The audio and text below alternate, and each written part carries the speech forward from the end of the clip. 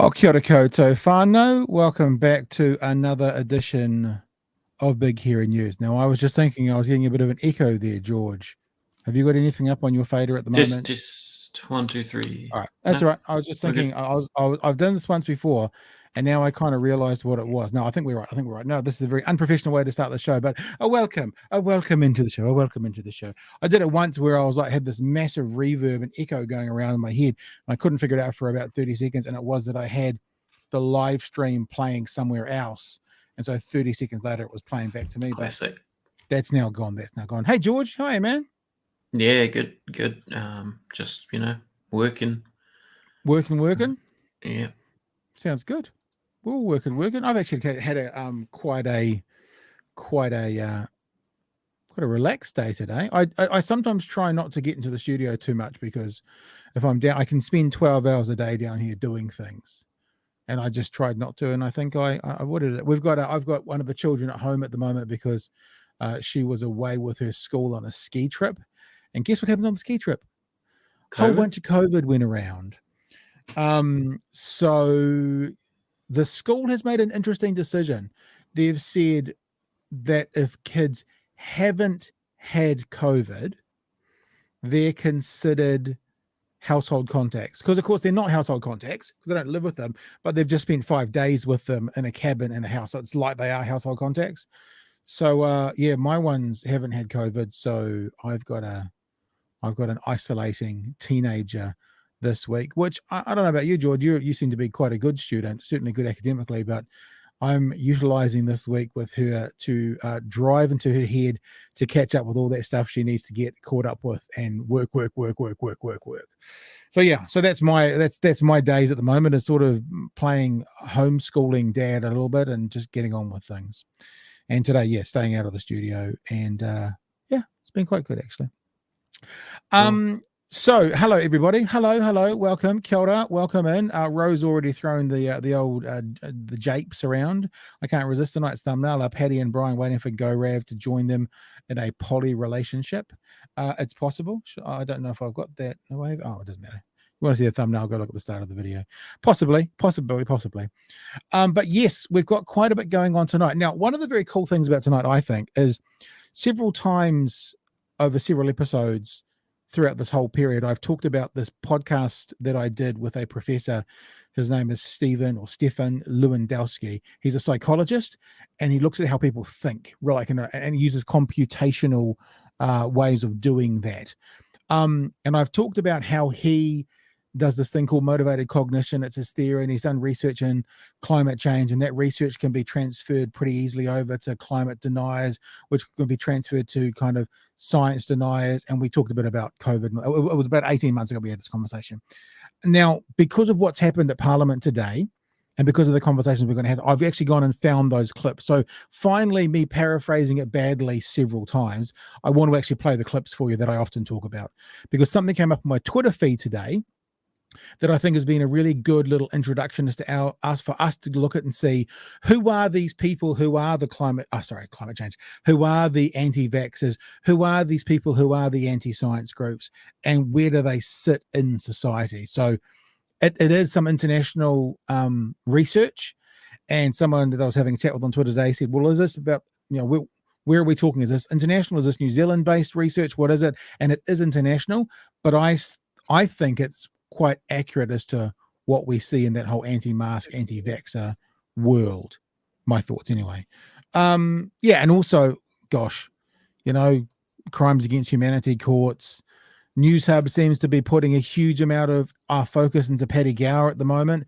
Every heading they seem to put out has Paddy Gower's name at the start of it. We want to have a bit of a look at that. But that's also to do with the Wellington protest. I've got clips and clips and clips and clips and clips of things to go. But I think where we should start, George, unless there's anything else you want to add right now, is actually start with what people told us about last night. Neither of us were aware of this. I wasn't aware of this.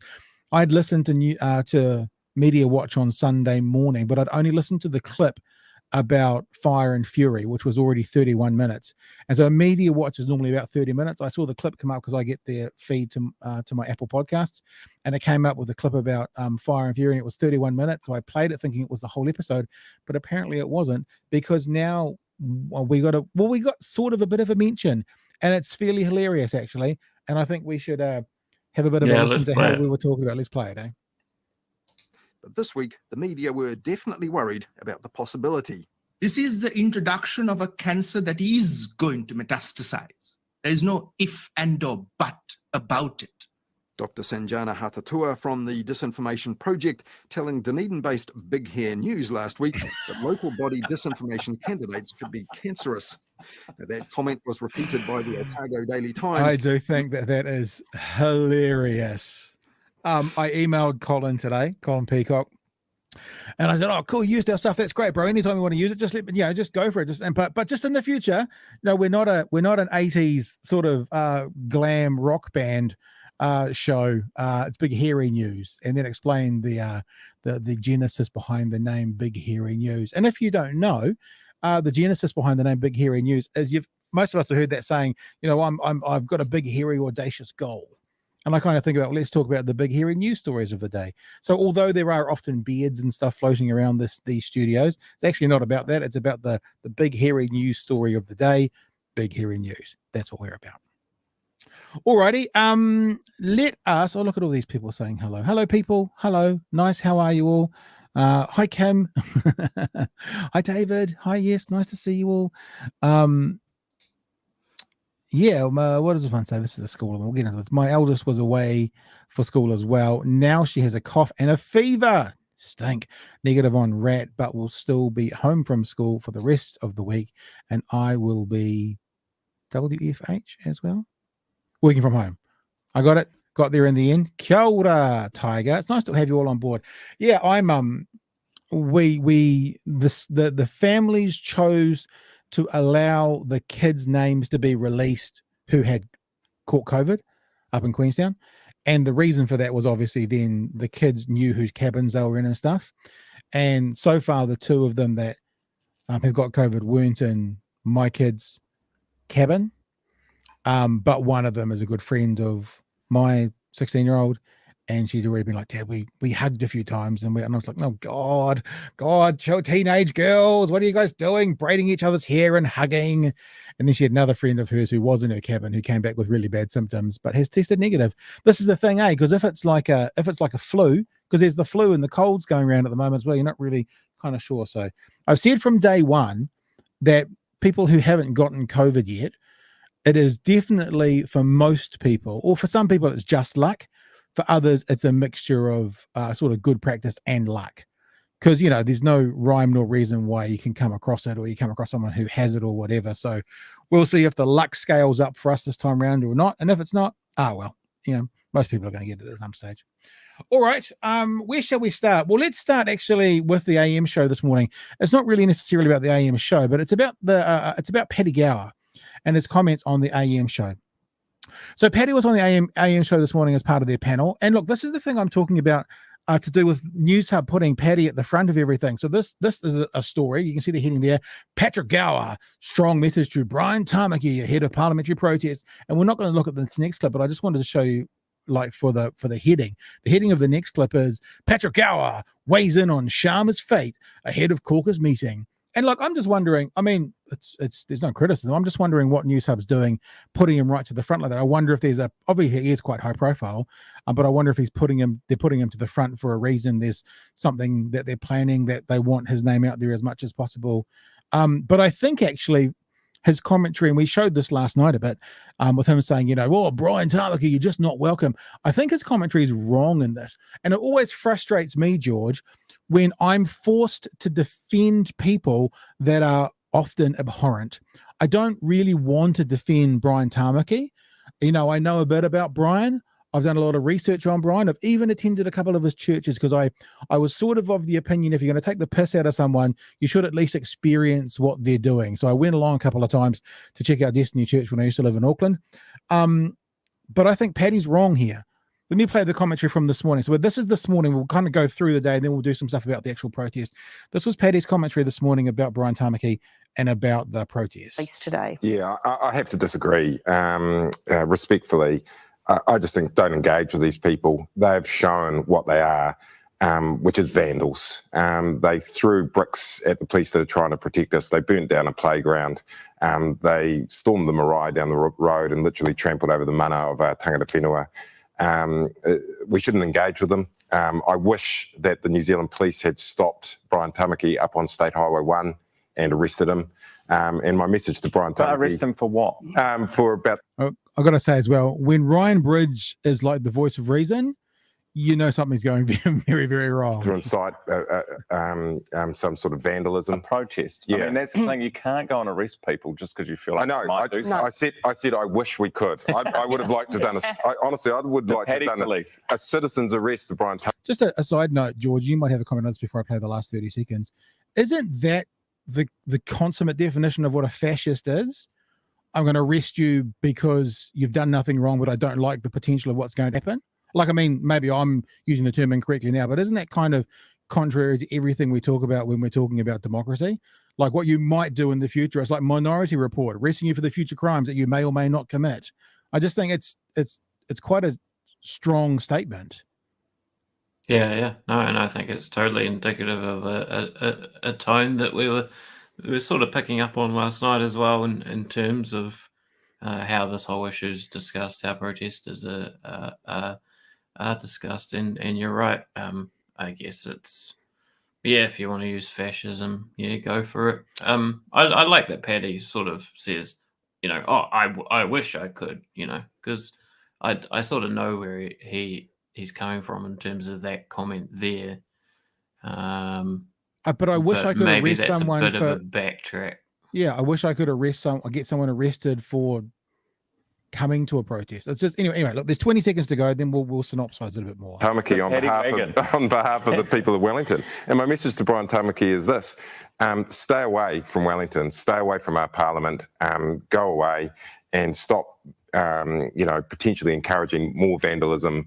Not just of our physical property, but on the internet with the lies that they spread. So here's the thing, right? And when we often talk about walking and chewing gum at the same time, and we say that whilst we are sitting somewhere on the left spectrum, I mean, I'm not where George is, and George is not where I am, and neither is probably where Chewy is. It's unquestionable we come from that side of the political spectrum, but we're also, I think, fair, and we can call a spade a spade. Paddy Gower is completely wrong here for so many reasons, but one of the main ones is he's saying to the protest today, you guys did this in January. Brian Tamaki wasn't the protest in January. He's blaming Brian Tamaki's fans, the protesters, for doing the vandalism and for being involved in the earlier protests. Yeah, he said last night, you had your chance, like previously. This is a different group of people. Now, don't get me twisted. There'll be a subset, without question, but this is not the group that organized the protest in the village for 23 days. And Paddy's saying to them, you guys, we should arrest you on State Highway 1 because you're a bunch of vandals from what you did last time.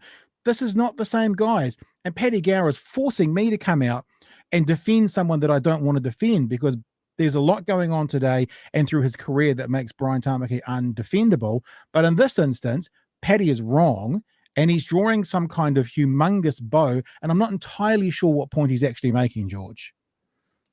Yeah, I was going to mention basically, Ro has summarised it in terms of what you were saying in terms of Paddy being in the headlines and that sort of thing. He's definitely, I guess, set up as a sort of John Campbell successor for whoever's got him, Newshub or whatever, in terms of, being a national correspondent for the organisation, but also, having an opinion and coming out and with his hot takes or owning, Tamaki or whatever.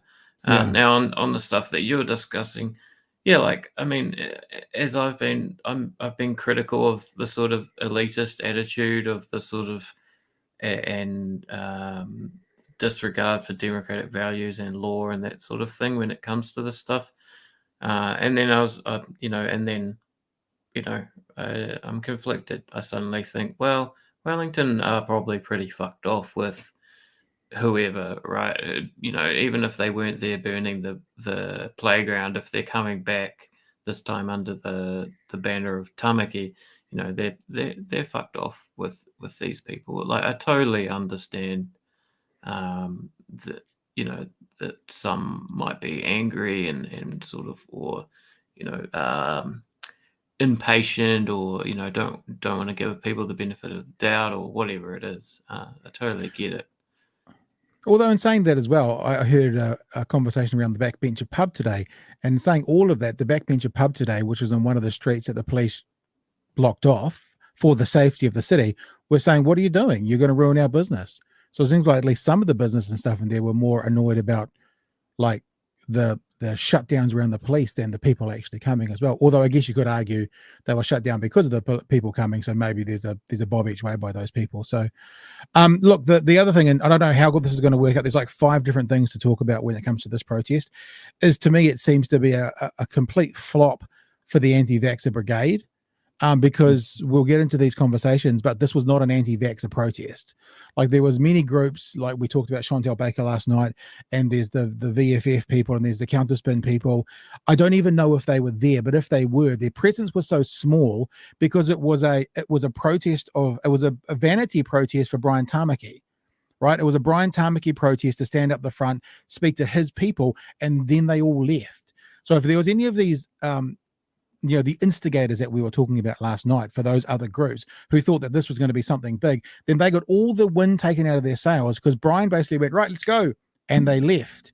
And I'm sure if there were some of those guys like left there afterwards, everyone had gone. So what this was actually sort of a protest as they're supposedly meant to happen. It was peaceful.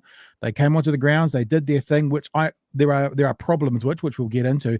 And then they left. And maybe some of those people who wanted to make more of it or make it bigger or make it about the mandates and that sort of thing, they weren't to be seen. If they were there, they had no presence.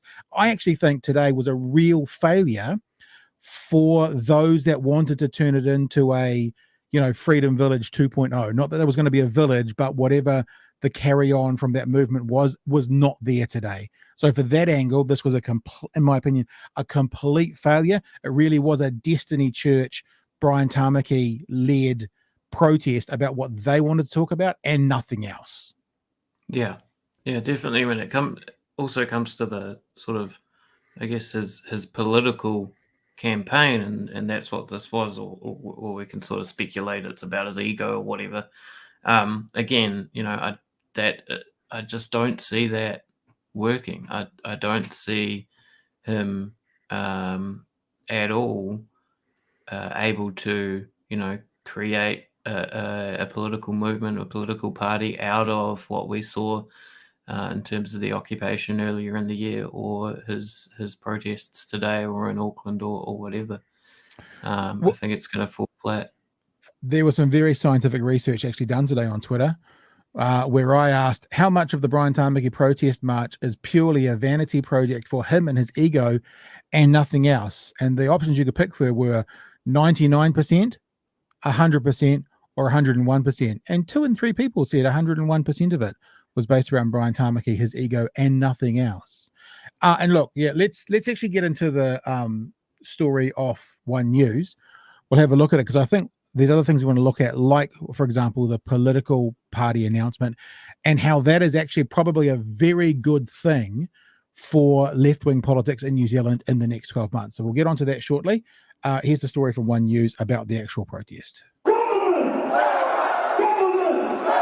Marching united under one slogan and behind one man, but beneath it all, a multitude of grievances are at play. In mandates. The mandates have ended pretty much. Not all of them, but some of them were here to protest against teaching sexualities in school. We're hearing it's about petrol, food, the midwives not being paid enough, the nurses not being paid enough. What are you really protesting here today? It's all the crises our country are going through at the moment, the cost of living. Jail time, Labour! Whatever the claims, the cause was clearly anti-government. I'm protesting for the lies that this government has made to its people. Countering these views, a smaller... I am always disappointed. I don't know. I don't want to say in mainstream media, like get on that bandwagon. So I'll just say when people who get access to these sorts of conversations don't follow up their questions with like what or why. You know, the lies they've been telling, like what specifically, what lies? You know, the mandates that are out there at the moment, rather than saying there are no mandates, ask the person, which mandates are you talking about? Yeah. Like it always frustrates me when you don't go, just, I've got that you've heard that somewhere. Now give me a little bit more. It's the flaw what of do the you media, mean? mate. I mean, next time there's something in Dunedin, we'll head down there, guys, and we'll spend 10 minutes talking to the idiots rather than a second. A group of protesters who also gathered at Parliament. We oppose fascism and we don't believe that Brian Tamaki is the messiah that he thinks he is. Extra police were brought in after the occupation of Parliament earlier this year ended in violence. Peaceful protest today.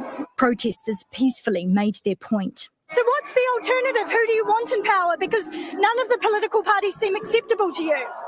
Oh, we have someone in mind is coming through. That's someone, Brian Tamaki, founder of Destiny Church and the Freedom and Rights Coalition, today launching a new umbrella group to contest the election. You know, as the year rolls on, this is going to be a very powerful political platform. A so-called People's Court with a fake judge tried the government on claims of crimes against humanity. The verdict, predictable. Yeah. This mock trial underway has no legitimacy in our legal system. I love how the journalists, yeah. Can you imagine someone watching one news and go, oh my goodness, the guilt, that guy had the curly hat on. I guess that means it's legitimate. I mean, was that an editorial decision? Did the producer say, or the director say, you better tell them it's not real? Anyway. We've never had one of these before in New Zealand, and disinformation experts say it's a disturbing development in what it symbolises.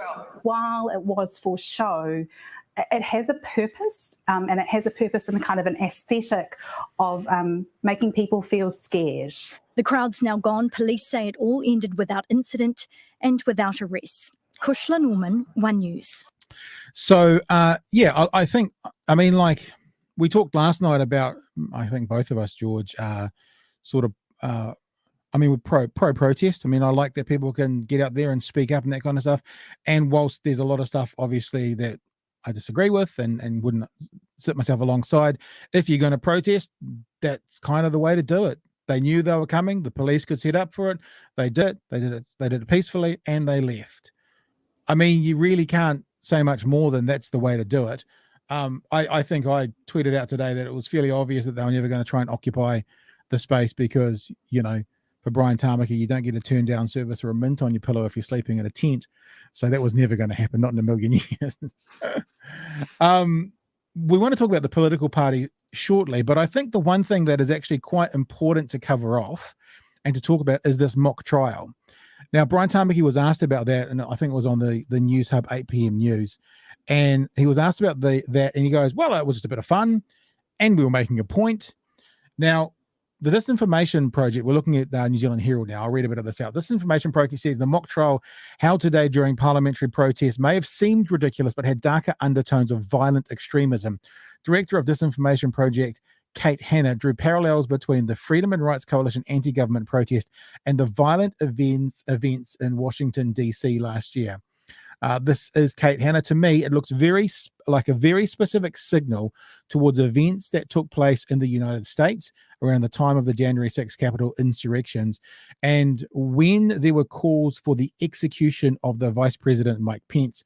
Protesters marched on Parliament, led by Destiny Church leader Brian Tamaki. They staged a mock trial, complete with a judge brandishing a gavel. Witnesses addressed the crowd, who were referred to as the ladies and gentlemen of the jury. Towards the end of the protest, the judge asked the crowd for their verdict, to which they all yelled, guilty. It sounds like a Life of Brian skit a little bit to me. Anyway, and this is the thing that I think, and it sort of reflects a little bit or relates a little bit to the conversation we had with Paula Penfold on Friday night. The act of having a trial discussing crimes against humanity and signalling people were guilty implied other things. Quote, particularly since at the previous time that there had been large crowd at Parliament, there were specific calls then saying things like hang 'em high or using gallows and nooses as visual aids. The event takes place not by itself. It's not a singular event. It takes place in the context of the February/March occupation, but also in the context of the conversations that have been happening across social media and behind closed doors around the need for people to be held to account and for there to be trials and prosecutions and executions. Now, the reason I think the mock trial is something that's more serious to look at, personally, is that as we talked about with Paula Penfold, and Paula was saying one of the things that Chantal Baker did to them was dehumanize them. Once you dehumanize someone, and look, I'll be blunt and say it. I didn't say it on Friday night because I didn't want to evoke, overly emotional response. It's the tactics that the Nazis used. You dehumanize the Jews become lesser than, they become less than human. It's much easier to do horrible things to something that's been dehumanized, that's been made less than human or non-human. Now, the concern for me in the trial element of this is that actual crimes against humanity in places like The Hague typically end up with, if one is found guilty of them, life imprisonment or a death penalty. Now, most of us, I suspect everybody watching this, right, will understand the theater of the whole thing. But as we've seen in America, as we've seen in places around the world, it doesn't take a lot of people, a large number of people, to start thinking, well, if these guys are guilty against crimes against humanity, well, then I'm the judge, jury, and executioner, and I'm going to go and I'm going to level the playing field when it comes to justice. And I think that's what I'm paraphrasing this. These are my opinions, but I kind of feel that's sort of what other people like Kate, who are talking about how that's a more serious statement, are talking about, because no one gets the death penalty in The Hague. Fair enough. Someone just put on a message. But what I'm saying is, if you are convinced that that person over there has committed crimes against humanity, you have basically been told that that person requires an appropriate amount of punishment that might then give someone the idea to give them that punishment, whatever that is. George?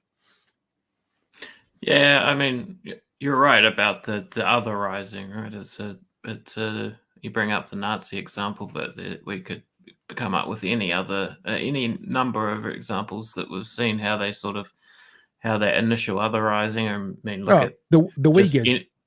Or entertainment and video games and during the War on Terror and the otherizing of Muslims and that sort of thing. This doesn't have the same sort of ethnic, racial, or religious element. There's a general sort of hatred towards the media and politicians, I guess, as well. But when it comes to the mock trial, I guess I'm a bit more sort of, okay, it's sort of theatrics. The Telegram messages I see where they're listing journalists who, they need a list so they can help the military arrest them when the time comes or some shit like that. It's just sort of this weird, like almost childish role playing that can obviously, manifest in violence. I'm not saying it can't, but it plays this sort of playful function for these people's sort of imaginary, that sort of illusions of overthrowing the government, whatever that is. All three branches, I guess, they want to get rid of because they're going to do some judiciary stuff as well. Yeah, and look, I don't actually disagree with you about it's theatre. I think it's theatre as well, and it doesn't fill me with concern. And I guess one of the reasons that in New Zealand perhaps we're luckier than in the US is, the NRA goes on and on and on and on and on and on about, guns don't kill people, people kill people. But if you've got free and easy access to semi-automatic rifles, and you've then got someone who's not balanced and, who doesn't quite understand that it's theatre, it can be a far more deadly or serious outcome. I think in New Zealand we don't have that culture, we don't have that. So yeah, maybe theatre and role playing, and these are the people we're going to arrest, and etc. etc. Yeah, and look, I don't want to. I'm not trying to make it sound like it's bigger than it is, but I guess what I'm saying is, out of all of it, that's one of the areas that I think could be problematic should it go down a path. But then it hasn't gone down that path, so whatever. Hopefully everybody sees it as you and I have just spoken. Yeah, and going from there. Now, at the end of it, in fact, the Newshub this evening, some of the politicians were actually asked how they felt about being found guilty of crimes against humanity, and these were some of the responses. And when asked about the guilty verdict, are you guilty of crimes against humanity? Of course. No, we're not guilty against. No, we're not.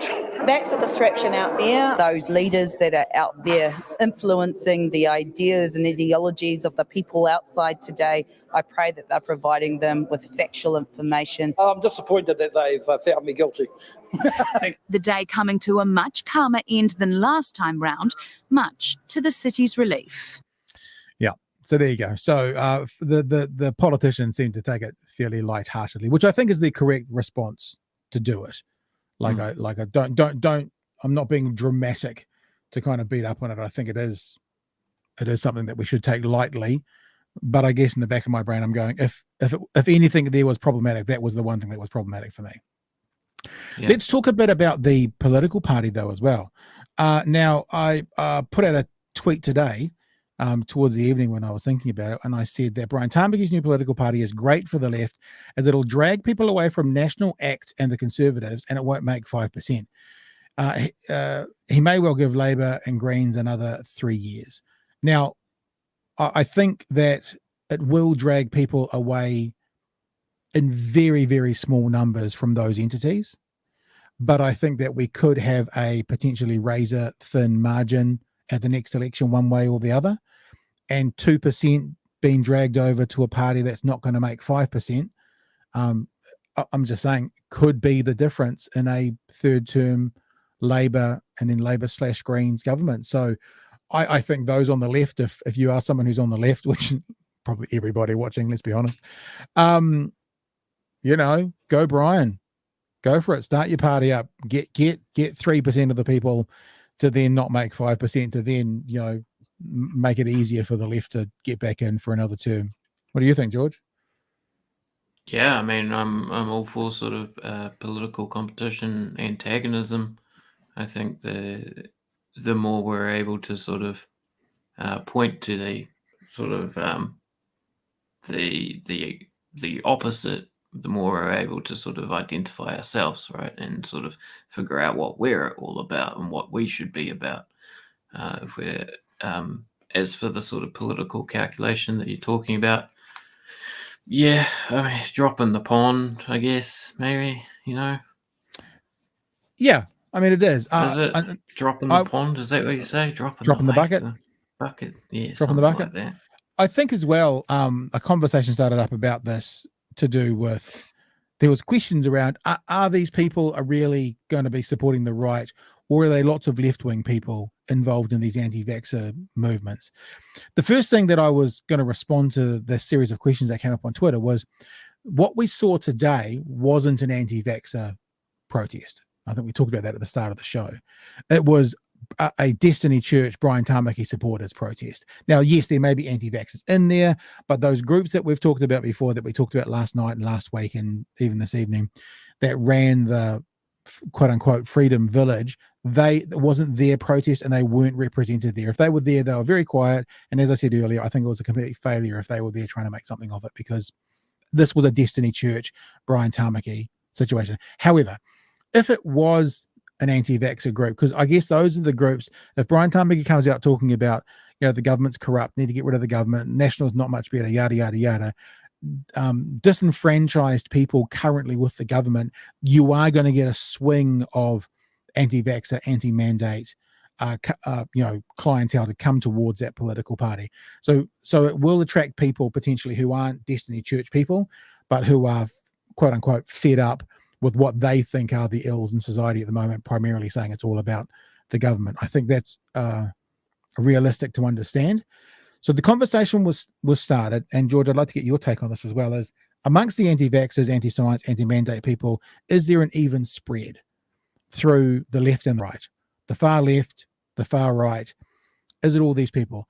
I mean, I've been saying for a long time it's well overrepresented by the right, even though I know people on the left who are my lovely hippie friends who don't want to put aluminium in their bodies, and that's why they don't want vaccines. And I've talked a lot in terms of how they vote. How they vote on the left, yeah. Right. Okay. How else do I mean it? So, I don't know. Yeah. So I guess the question came up, and I won't put the tweet up because I haven't spoken to this person about using their content, but it's on my Twitter feed, talking about that I was conflating anti-vaxxers with the right, when plenty of Greens and Labour supporters went down that rabbit hole. Ultimately, neither side will support him, talking of Brian Tamaki, because it will need to be an evangelical party. I think that's right. So if you are a left winger, if you're a Green supporter and you're not in favour of vaccinations, you're not going to support Brian Tamaki, right? But the thing is, the research that I'm about to show you, done by this professor, the psychologist, says that most of the people who sit on that side, who sit in the anti-vaxxer world, are right wingers. Yes, there are some lefties who do it, but most of them are on the right politically. Do you want to say anything to that, George, before I play some stuff? No, it's all good. So really what I'm trying to do is just show something that I've talked about several times. I thought it might be of some interest to you.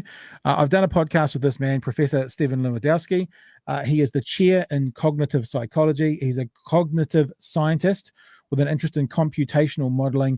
That is, he tries to understand how the mind works by writing computer simulations of our memory and decision-making processes. Recently, he has become interested in how people update their memories if things they believe turn out to be false.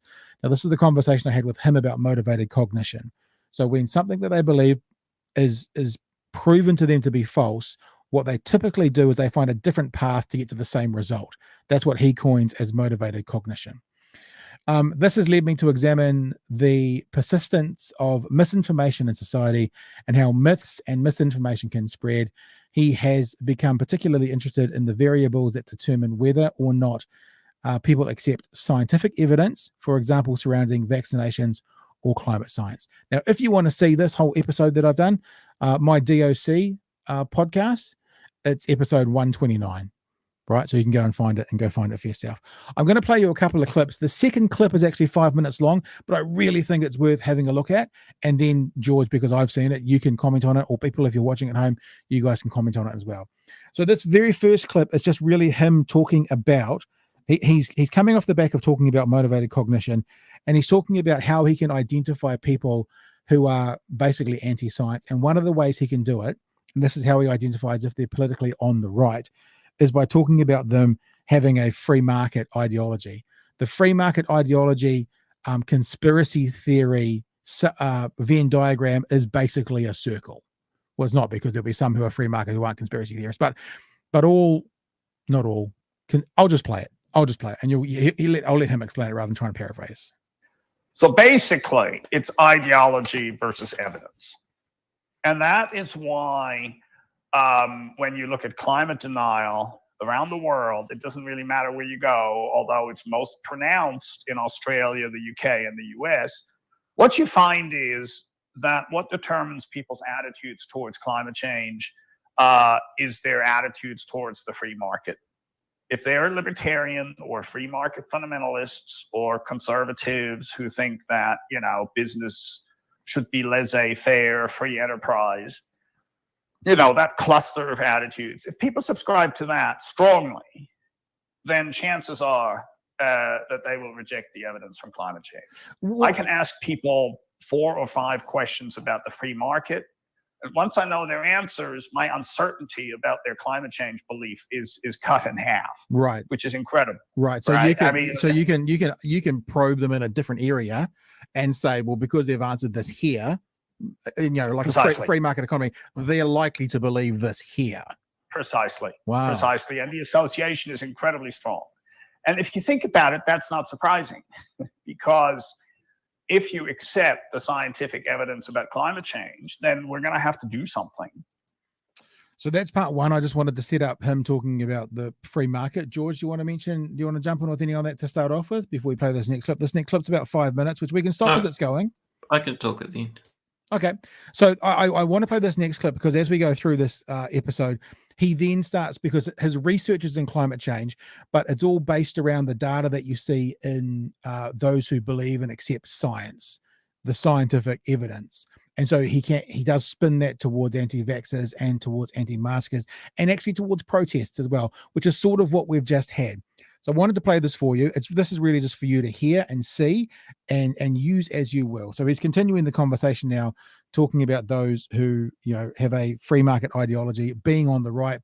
And this is the part of the conversation where I ask him, what about all my lovely hippie friends on the left who also don't want vaccines? Is it an even spread? And he gets to that and he talks to this. In that case. And what's interesting is that sort of association between politics and science denial is surprisingly widespread. For example, if you look at attitudes towards vaccinations, you get the same result. People on the political right, at least in the United States, are less likely to endorse vaccinations than people on the political left. And if you look at why that is, then you very quickly run into the same idea, namely libertarianism and the idea that the government shouldn't control what happens to my children, or that the government shouldn't tell me how to lead my life. And hence vaccinations are being rejected because they're seen as an intrusion into parental autonomy. Although in that one, I'm interested because obviously you've done the work. I think about the political spectrum, maybe not being so much of a linear, but more, you know, like a horseshoe. Yeah, and I think of the people I know who reject vaccinations.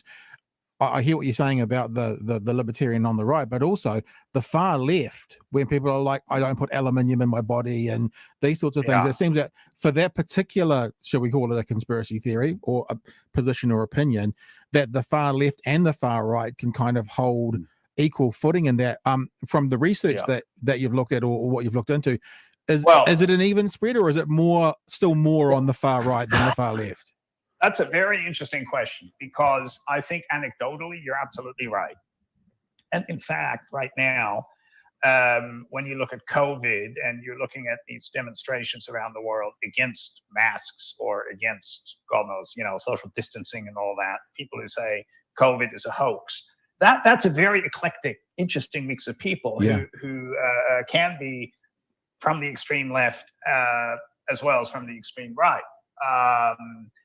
Now, so yes, the extremes might mingle up on these occasions. But what's interesting is that in the data, when I take 1,000 Americans or U.S. residents, and I look at their attitudes and I try to find out how they respond to scientific evidence, then in those samples, those representative large samples, those extreme left people just don't show up because there are hardly any of them.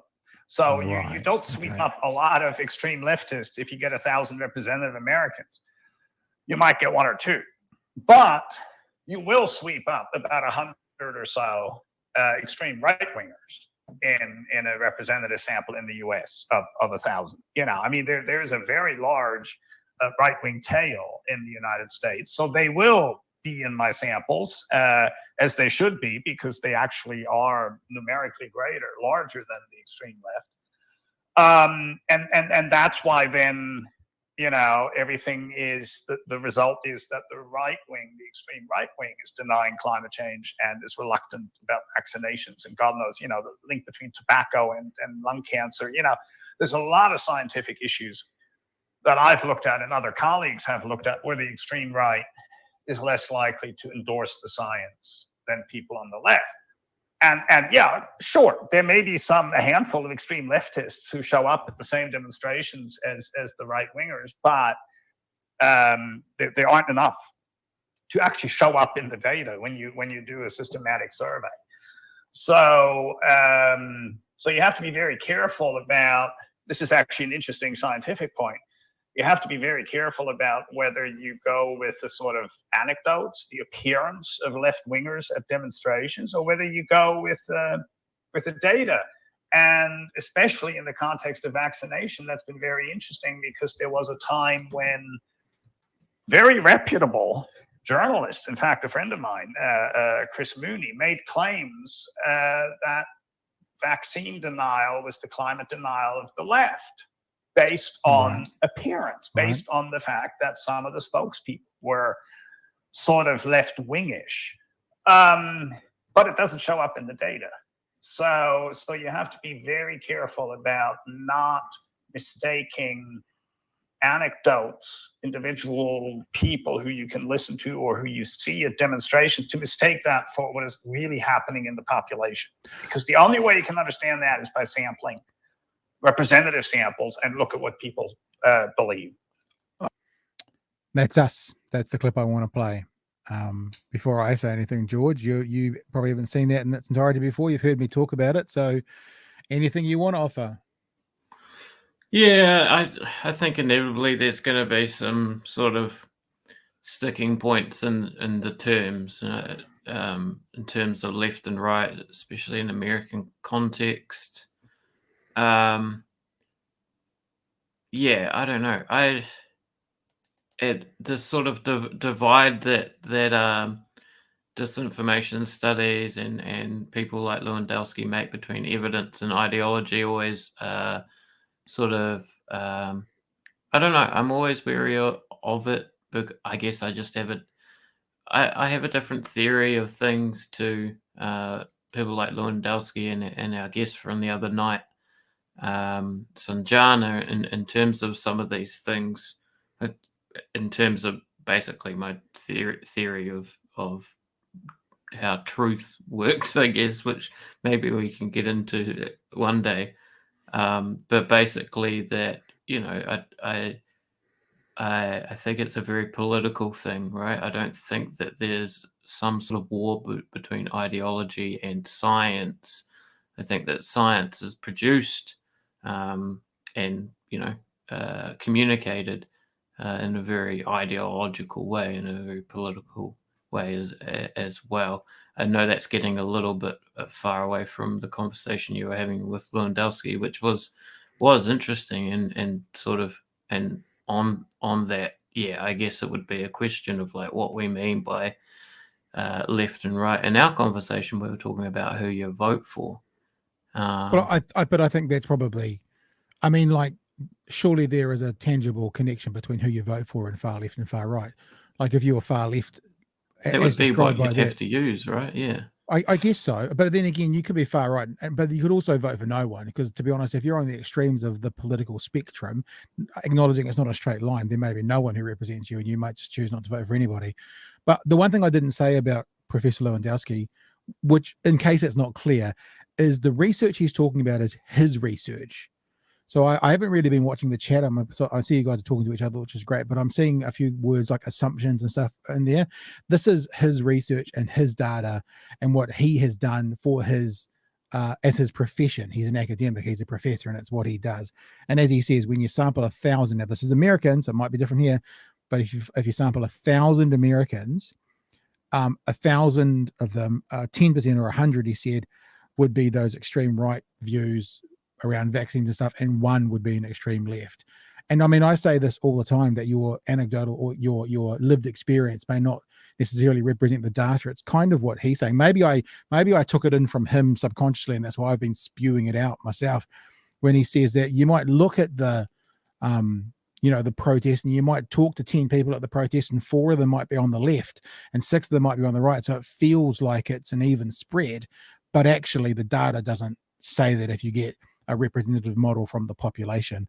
So this is not really necessarily adding or taking away from the other conversation that's born from the other conversation, but I just wanted to put this out there for people so they can see this information. And then, but you're right, George, there's to probably understand this fully, you do have to go a lot deeper as well, which I think is probably one of the things you're hinting at, and look at it from several other angles as well. But, doing a podcast with someone for an hour. I guess what I'm saying is change your conception of left and right, and you're going to get a different result in the sample. Yeah. Yeah. Whereas like it's a bit more interesting. Hippies, I think, are actually traditionally quite conservative libertarians. You think And so? I think, yeah. Hippies are right wingers, man. You're right about the whole change the perspective, because I'm thinking straight away now, and I'm sorry, sometimes I often, because I mean, who's a libertarian in New Zealand? Do we really have any in politics? But I think about people like Rand Paul and stuff in America who are libertarians, and I remember like young Republicans when same-sex marriage came around, and those that identified themselves as libertarians were all like, well, of course we have to have same-sex marriage be legal because we're about freedoms. That's what a libertarian is. So if that's the word you're using when it comes to hippies, about freedoms, you can see that, free to do whatever you want, to ingest whatever you want, to live however you want, to, you know, to partner however you want. Yeah, I can see that. I guess that then we'll come back to the question. Maybe I'm kind of mirroring a question back to you about what is actually a libertarian and what does it mean to be a libertarian. And yeah, I mean, people often talk about having, you know, like, I'm not going to mention anyone's name in particular for a politician, but talk about being socially liberal, but I don't know if it's morally conservative or that sort of stuff, so they can find themselves on different places on the political spectrum based on what the particular issue is in front of them as well. And I guess, to be honest, that's me a little bit. You know, that's why I don't fit in particularly anywhere. It depends what we're talking about as to where I sit. Where my opinion would sit on the political spectrum may change depending on what we're talking about. Maybe that's all of us, actually. I don't have to be special by saying that's me. Yeah, I guess there's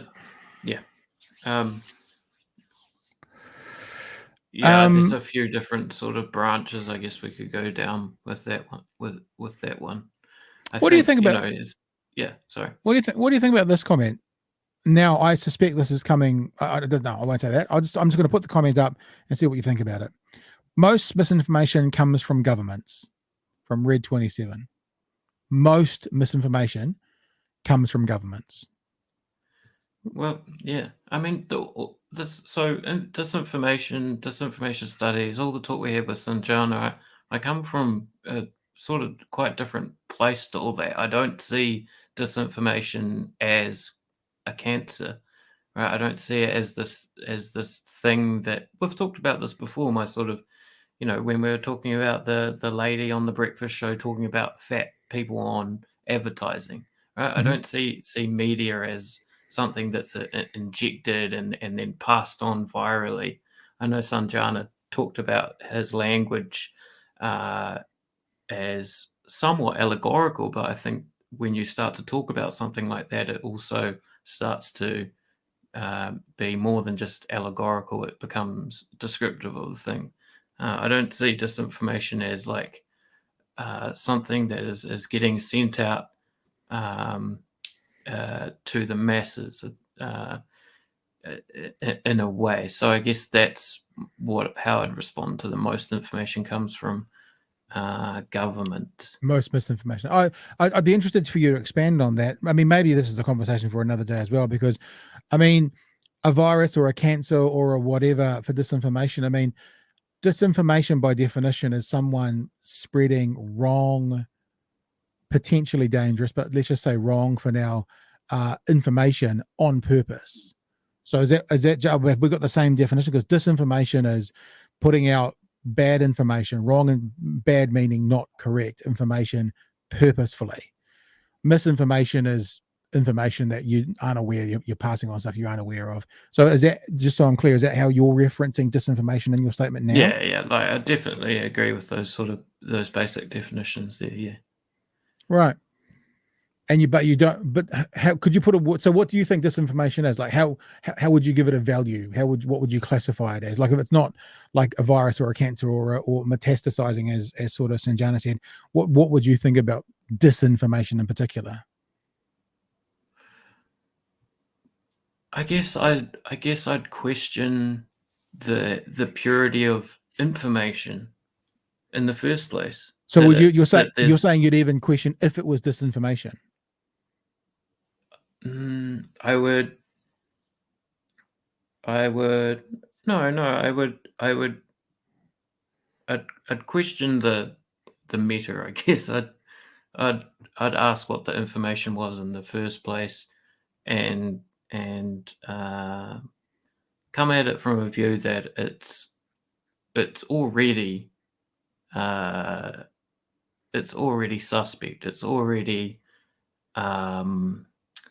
what's the word? It's already fucked with. It's already information is already, disinformation is sort of taking for granted that there is some sort of pure, untouched information somewhere that is being So are you almost mutilated or saying that something. in any information that comes into you from an external source, you kind of almost treat as potential disinformation until you know otherwise? Because disinformation is information that's wrong, but anything is to be challenged or questioned, and who says that other one's actually the correct answer?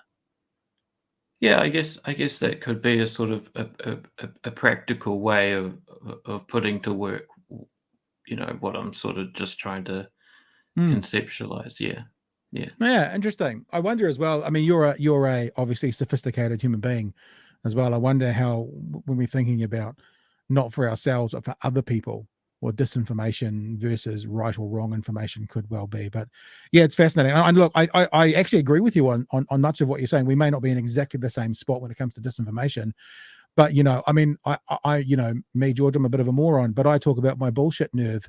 It's just at the back of my neck here, and quite often when I hear information, my bullshit nerve goes because I receive most things with a pretty big grain of salt and want to find out for myself. And one of the reasons in this thing we're doing, this BHN thing we're doing, that often we have 20 tabs of information to go through, is when I hear something, I go, well, what does that mean? What does that mean?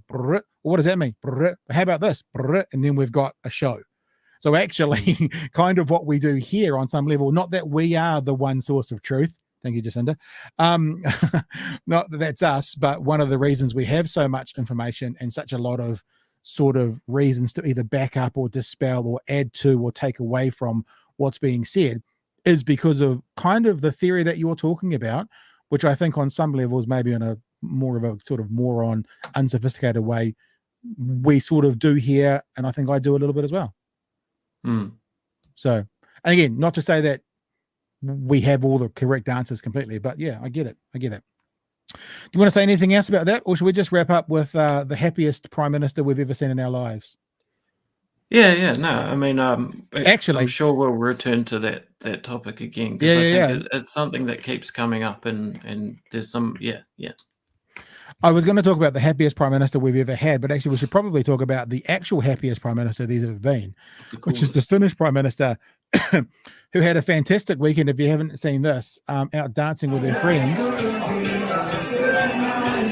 This is the, I'm going to turn that down so we don't get kicked for the music. This is the 36-year-old Finnish Prime Minister being pretty cool and young and having a good time and being out with their friends and dancing, and apparently this is unacceptable that a prime minister is not allowed to dance. And it just made me think, if this was, I don't know, John Key, I mean, you can almost say it was John Key sauntering down the fashion show, but if it was John Key at a wedding, and he was doing a little kind of boogie along dance as a 55-60-year-old John Key man was doing, this wouldn't be a story. And I can't help but think that because it's a 36-year-old female who was I was going to say hired, who was voted in when she was 34, that there seems to be a little bit of misogyny at play here, that this person shouldn't be doing this. Because why?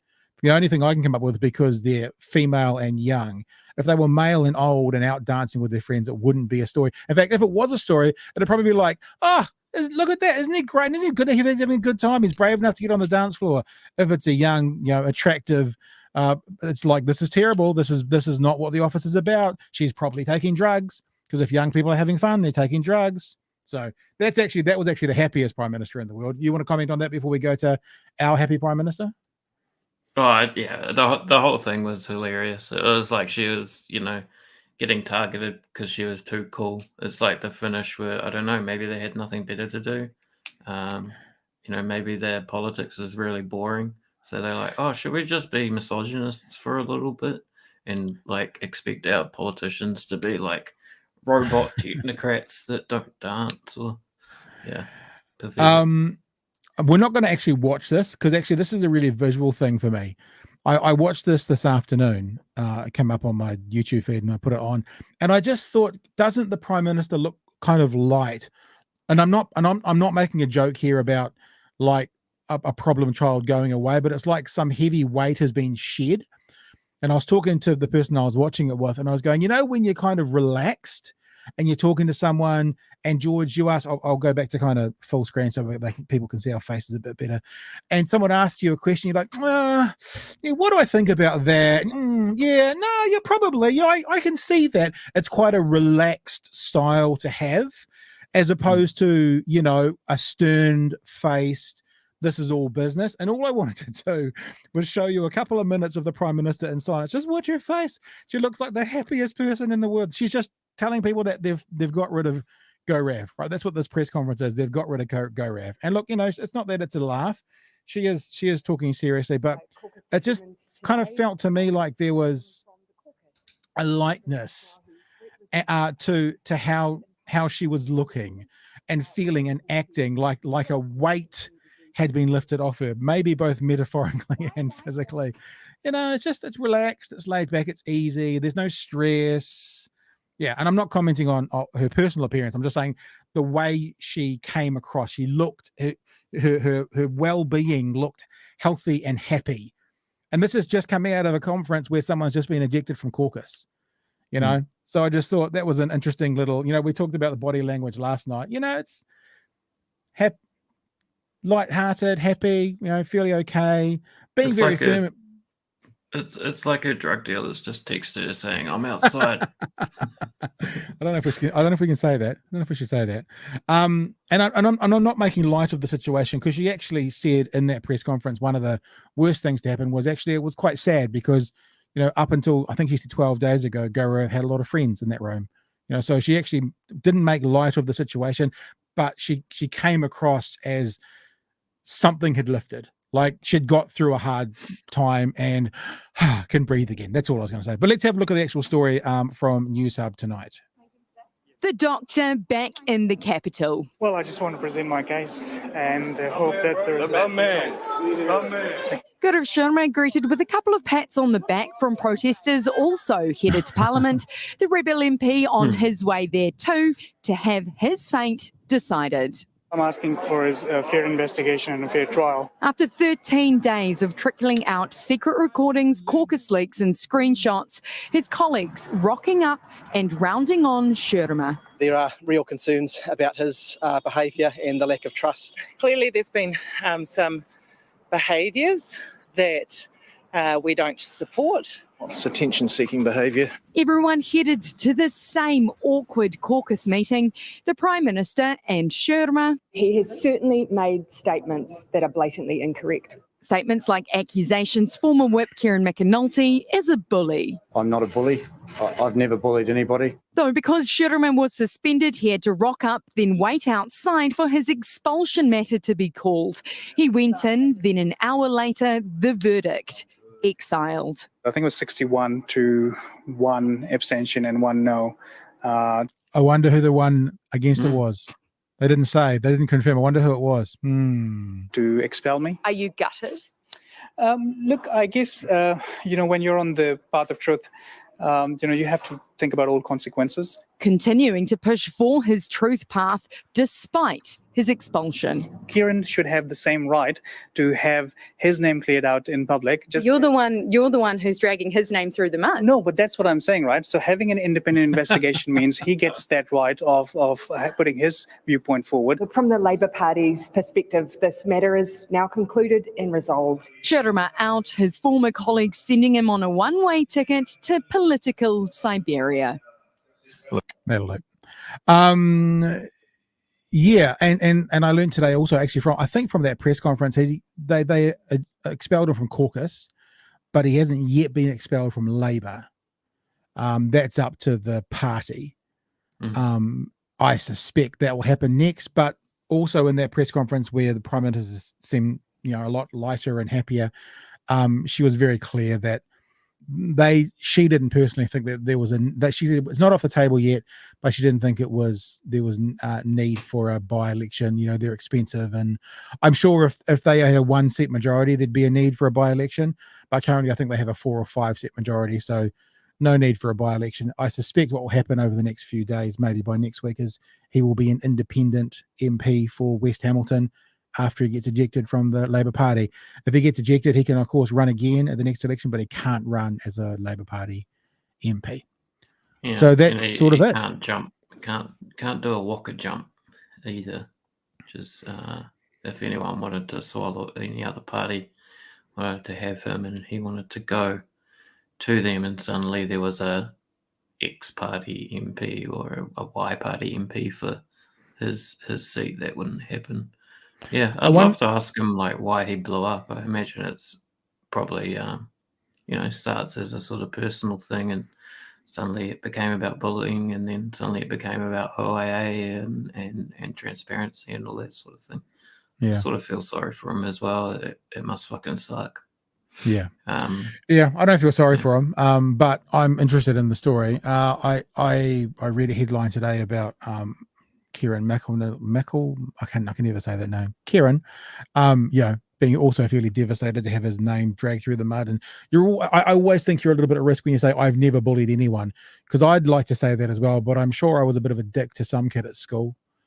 You know, like I'm sure I was. I had a good group of friends, and I don't think I was a particularly mean person to anybody, but I'm sure there was someone at some stage at intermediate school that I was a cock to, and I'm always a bit nervous about those absolute statements where he said that, and then next week in his local newspaper, his year 8 girl talks about him and how he was an absolute bully to her, and then they have to face it all over again. But anyway. Well, Sharma is the reason I feel sorry for him is a perfect example of someone who just didn't understand the rules, right? Yeah. Or the norms, or whatever we want to call them, the sort of the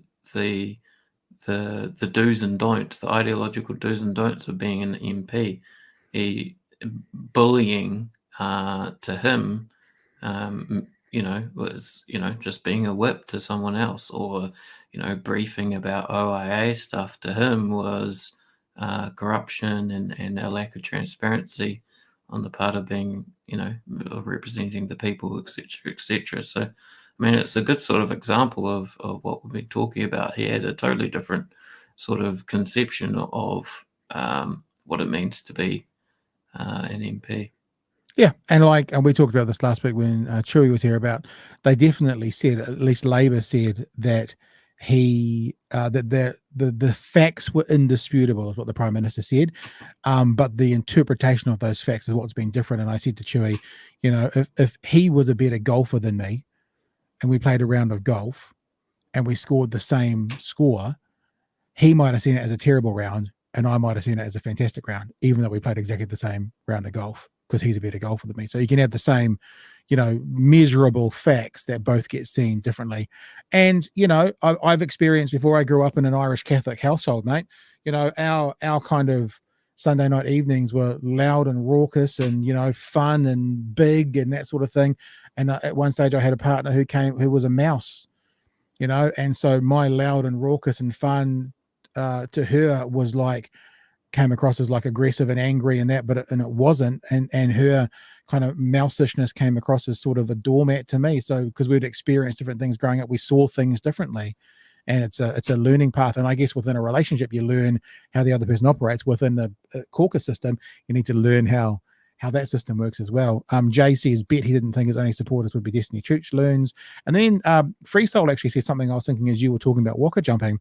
I can't remember the guy's name. Was it Jamie Ross, who was in botany, who when he kind of went doolally for national, he tried to start something up with Billy TK at the last election.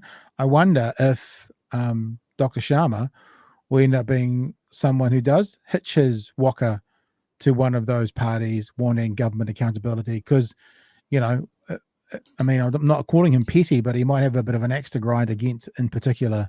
Yeah, Labour. I mean, it would be awesome to ask him, but I think we'd just sort of get the same sort of answers that we've seen him give the media, and that doesn't.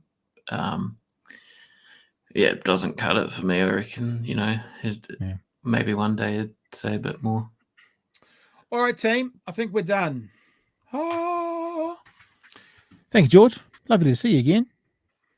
And thank you everyone for joining us tonight. Thank you for your comments. Sorry we didn't quite get to all the comments. There was some that I had mixed in there as well. This is about the Brian Tamaki. Sue Gray has already come out saying that she didn't listen to them. They're already splintering. Paul says Chantel was there spouting made-up stuff and explaining how Antifa are actually fascist. Rose says, when should a church lose its charitable status? Perhaps when it keeps trying to start a political movement. Well, all they'll do is it won't be part of the church. It'll be alongside. So I don't disagree with you. I don't think any church should have charitable status, in my opinion. I don't think, there's another conversation for another night. Daryl says, this is, I think, about the protest. There was some dancing, a little bit of ABBA, a few signs about Three Waters, yada, yada, yada. All right, guys. Thanks for joining us tonight. Thank you again, George. Appreciate you being here, and good to have everyone joining in with your conversations. We will be back tomorrow night. Now, where's my phone? Now, I think tomorrow night, let me check as I'm doing something, talking about Sina Brown-Davies, I think, is joining us tomorrow night to have a chat about her experiences up at the protest. I think that's probably tomorrow night, if not tomorrow night, Thursday night. And other than that, we'll be back again tomorrow night from 10 p.m. for another edition of Big Hairy News. Thank you, George. Thank you, everybody. Have a good one. Stay safe. See you, folks.